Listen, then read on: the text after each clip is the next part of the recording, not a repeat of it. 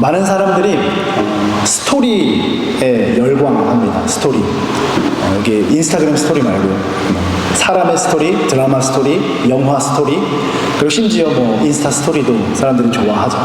이런 스토리, 누군가 지인의 이야기, 사람들은 그런 여러 이야기들을 통해 자신의 삶을 비교하고 또 대입하고 또 자신을 발견하고 위로를 받고 또 용기를 얻고 다양한 감정의 일들을, 정서적 일들을 그 안에서 하곤 합니다.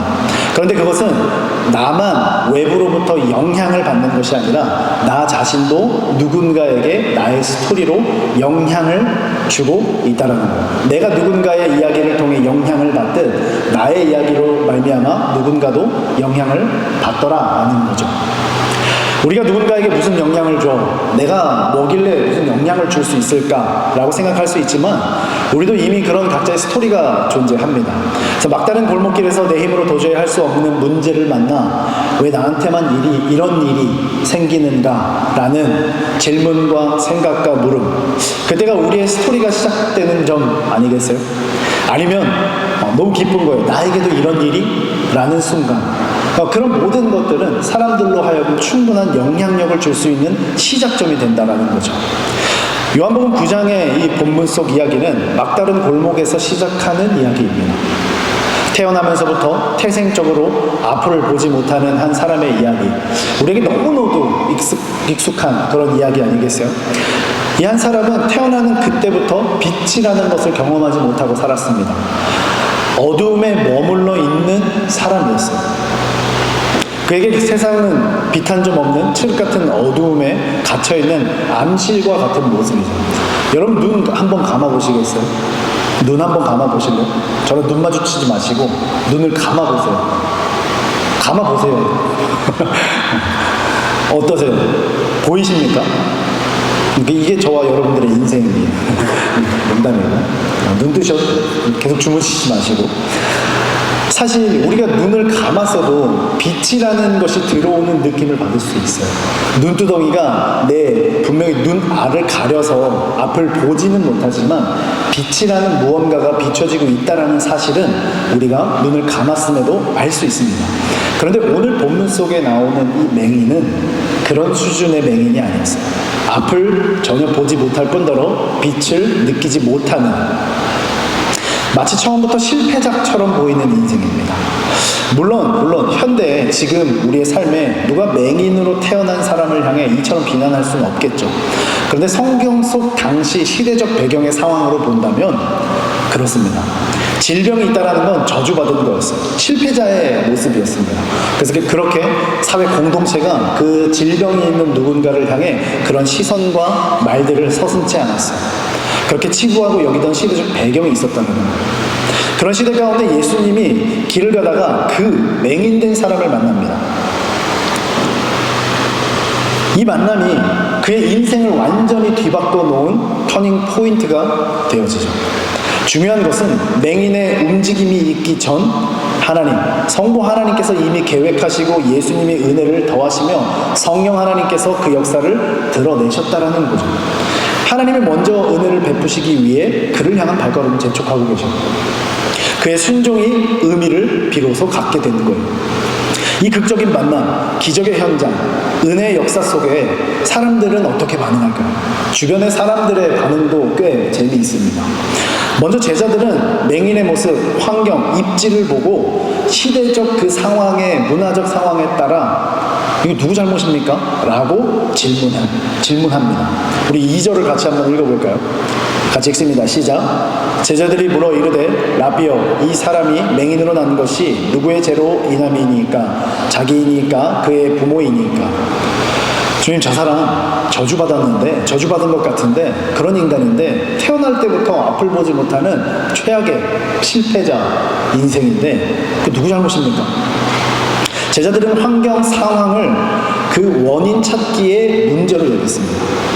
사건과 상황, 어떤 결과에 대해서 원인은 너무너무 중요해요.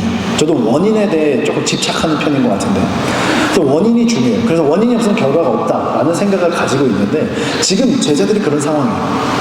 그런데 주님 앞에 문제, 상황, 원인, 모든 것은 그저 하나님의 영광을 드러내는 조건인 줄 믿으시기 바랍니다. 요즘 사람들의 특징이 있다면 뭐가 있을까요? 물론 대부분은 아닌 것 같긴 해요. 그런데 사람들이 온라인상에서의 어떤 댓글 전문가들이 있고요. 키보드 워리어들이 존재합니다. 사이버 전사들.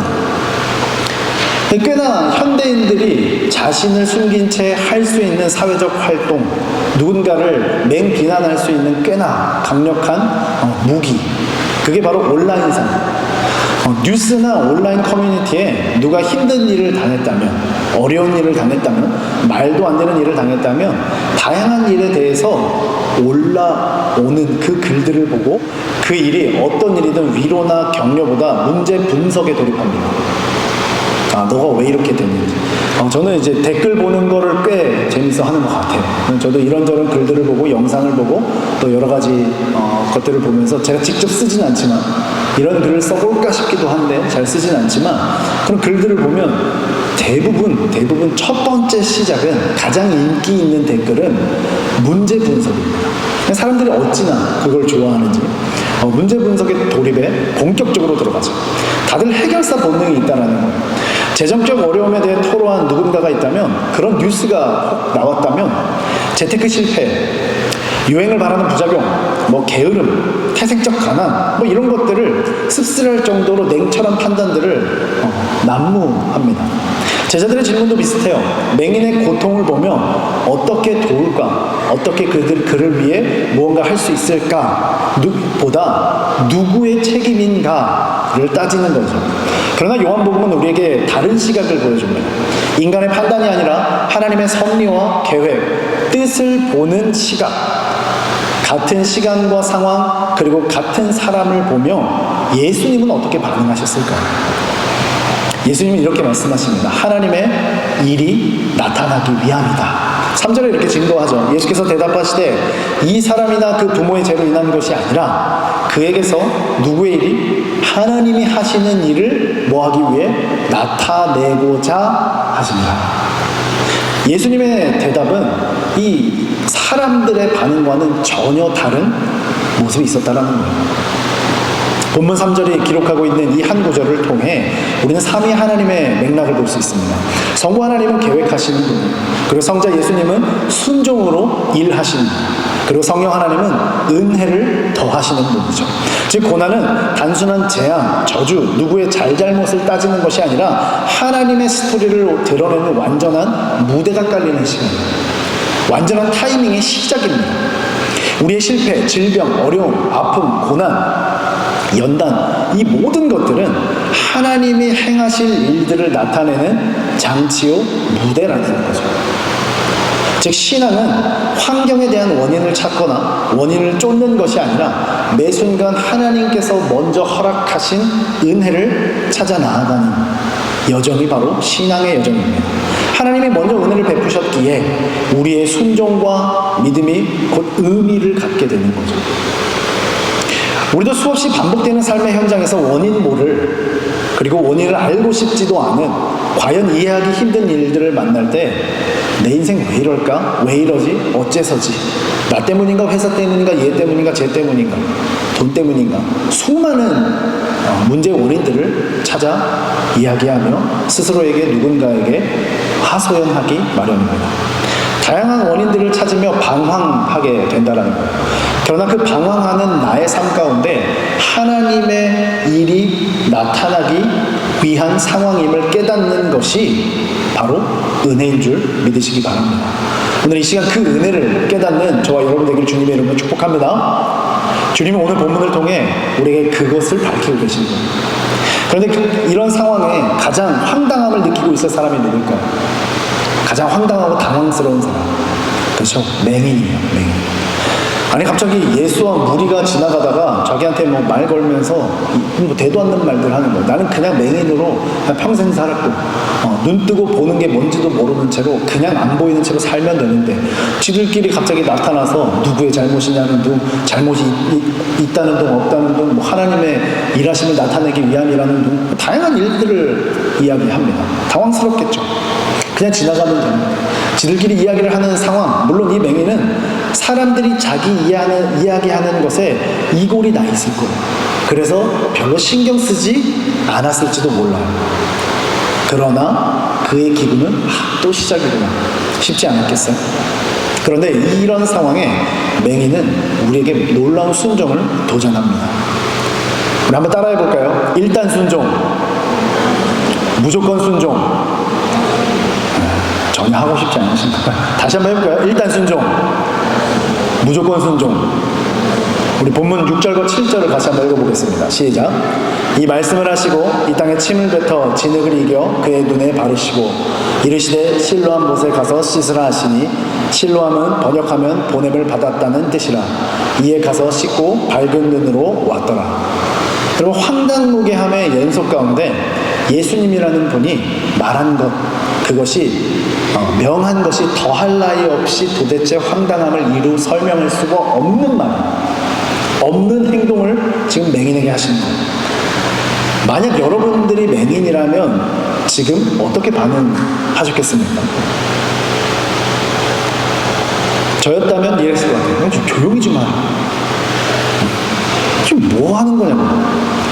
아니, 사람 면전에 대고 장난치는 것도 아니고 지금 뭐 하십니까? 라고 했을 것 같아요.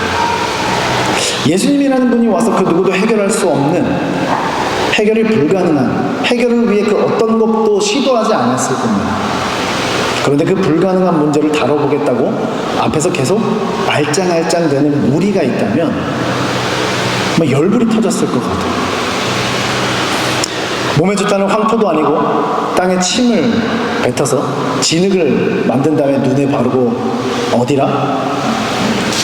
실로암.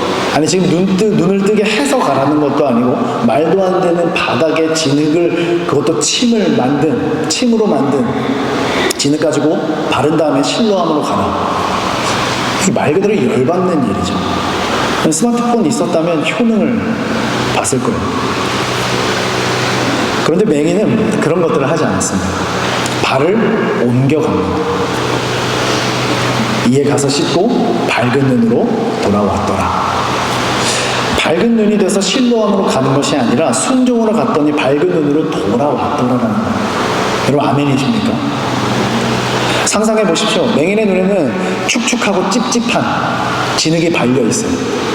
앞을 원래도 보지 못하는 상태에서 사람들이 혼란스럽게 이런저런 말을 할 때, 소란스럽게 할 때 그 발걸음을 옮겨 나아가는 모습을 보고 사람들은 뭐라고 했다?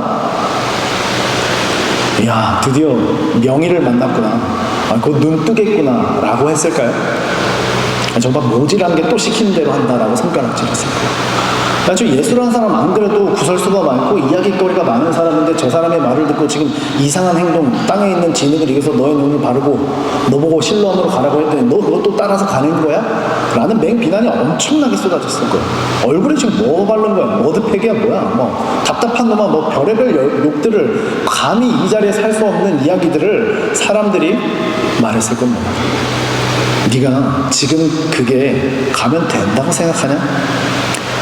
당대 키보드 워리어들이 엄청난 댓글을 올렸을 겁니다. 온라인 전사들이 어마무시하게 떠들어대는 현장이었을 것이 분명하죠. 그런데 이 맹인은 캄캄한 현실과 어둠 속에 그저 주님의 말씀 하나 붙든 것뿐이에요. 그렇게 한 걸음 한 걸음 불편한 여정을 나아가며 어딘가 부딪히고 넘어지고 깨졌을 것이 분명합니다. 그러나 그 마음속에는 무엇을 가지고 갔을까? 소망 하나 가지고 가지 않았겠어요? 이왕 발걸음을 떼는데 가망성 없는 것 같지만 무언가 시키는데 주님이라는 분이, 예수님이라는 분이 무언가 시키니까 그것에 반응해서 한번 발을 내딛어 보는 그 가운데 믿져야 본전, 그래도 혹시나 하는 마음에 소망을 가지지 않았겠어요? 어쩌면 믿음에 기반한 순종이 아니라 희망을 붙든 순종이었을 겁니다. 대단하고 굳건한 믿음의 시작이 아니라, 그 여정이 아니라 그냥 자기가 혹시나 하는 마음에 희망을 가진 발걸음이었을지 몰라요. 믿져야 본전. 실로암으로 가는 길은 의심과 불안과 기대, 이 모든 것들이 뒤섞인 여정이었을 것이 분명하죠. 어둠 속에 가장 긴 순종의 걸음. 우리는 보통 이런 것들을 순종이라 이야기하진 않아요. 그런데 당시 이 사람에게, 이 맹인에게는 순종 말고 무엇으로 그 여정을 표현할 수 있겠어요? 걸어 곧 도착한 실로암. 시킨 대로 몸을 굽혀 실로암에 물로 씻어냅니다. 그때 진흙이 벗겨지고 빛을 경험하지 못한 자가 빛이 쏟아지는 것을 경험하게 됩니다. 할렐루야가 그대로 터져나오지 않았겠어요?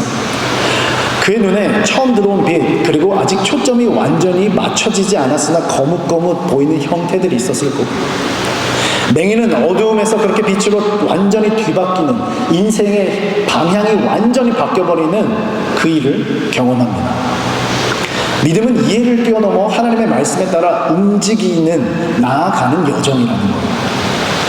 실로암은 보냄을 받은 곳이라는 뜻을 갖고 있습니다.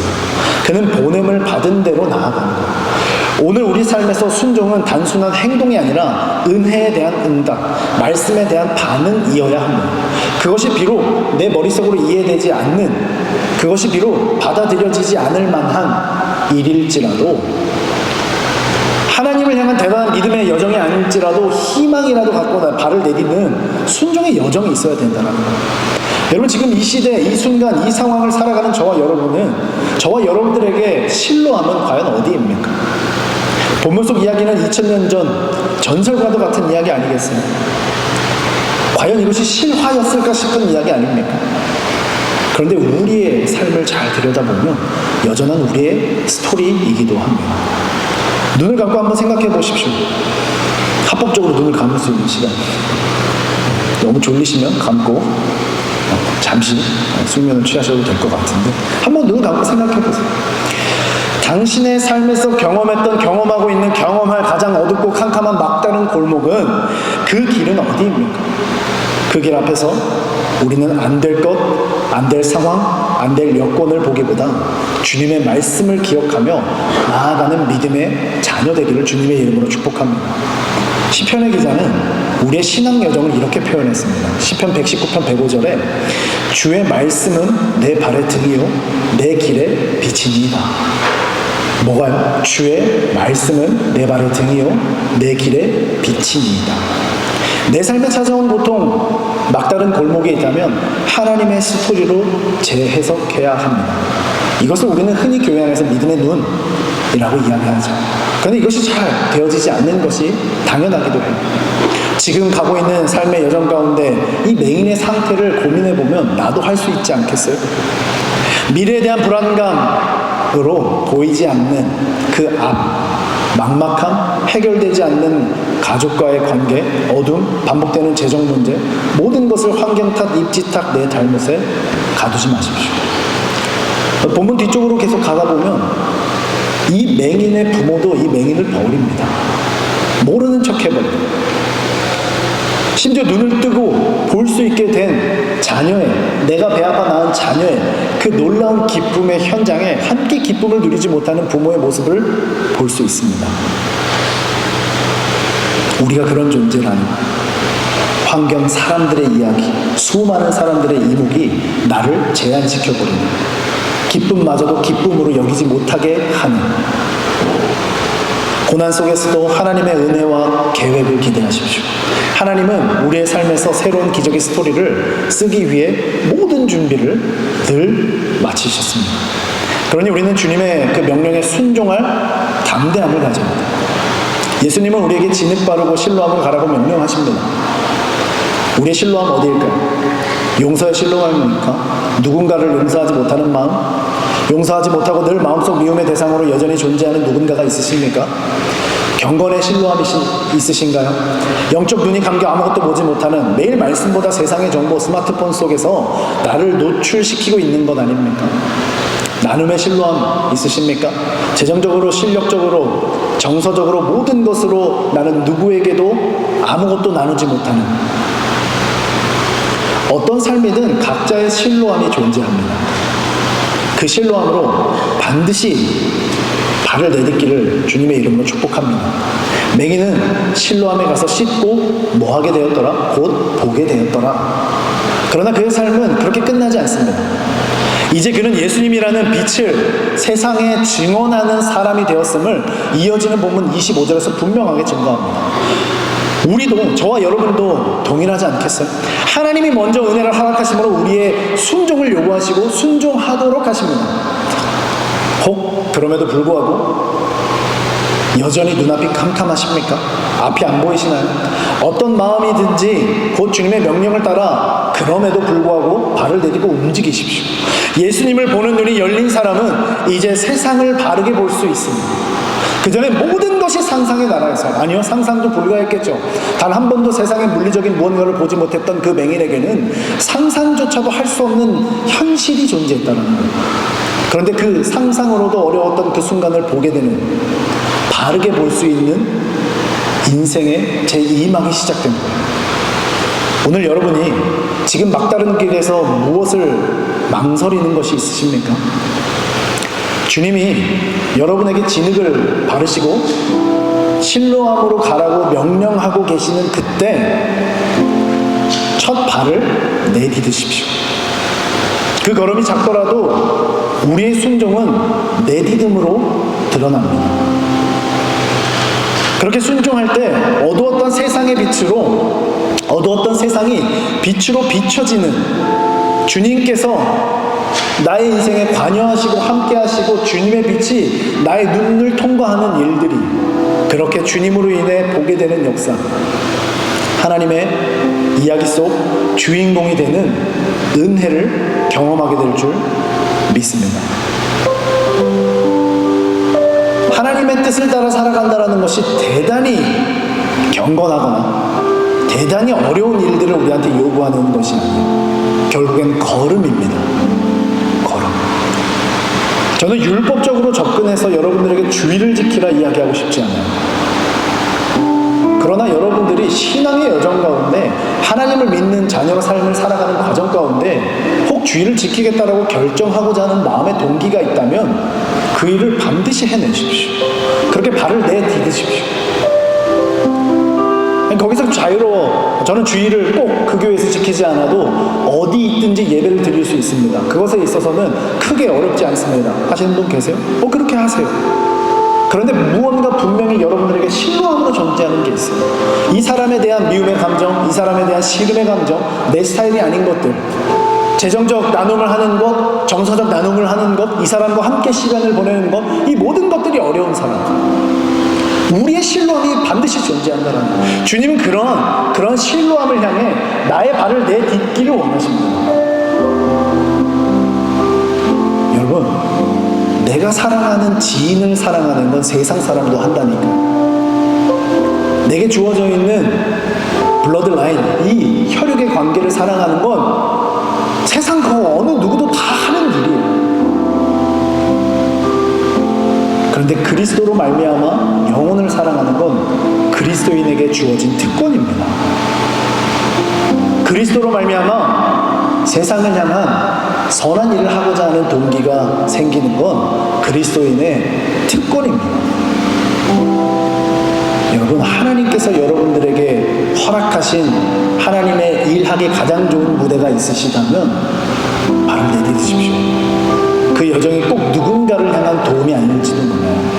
그냥 여러분 인생의 자체, 누군가는 이민을 위해, 유학을 위해 이미 정착해서 다시 한국으로 돌아가기 위해 여러 가지 인생의 여정에 발을 내딛어야 하는 상황들이 존재하시겠죠. 그럴 때 그곳이 정말 하나님께서 나를 향하여 원하시는 실로함인가를 고민해 보십시오. 그리고 그것이 답이라면, 그것이 맞다면 주저하지 말고 발을 내디디십시오. 그러면 빛이 들어오는 놀라운 역사를 경험하게 될 줄 믿습니다. 하나님이 우리를 궁지로 몰아넣고 밟아 죽이려는 분이 아닙니다. 이미도 구원의 은혜를 허락하시는 우리 하나님이 그 놀라운 것을 주신 하나님이 우리 인생 나락으로 가게 만들지 않습니다. 어떤 상황에서도 우리에게 하나님께서 내가 너와 함께 한다라는 스토리를 주시기 위한 하나님의 연출과 기획과 인도하심이 있는 줄 믿으시기 바랍니다. 순종으로 나아가는 것은 보잘것없는 발걸음으로 피투성이 되어 실패의 인생으로 끝이 아니라 순종의 발걸음 위에 주님의 보혈로 우리를 살리심을 기억하십시오. 다시 정리할까요? 순종으로 나아가는 것은 보잘것없는 나의 발걸음으로 피투성이 되는 것이 아니라 순종의 발걸음 위에 주님의 보혈로 저와 여러분을 살리시는 일이라는 사실을 기억하십시오.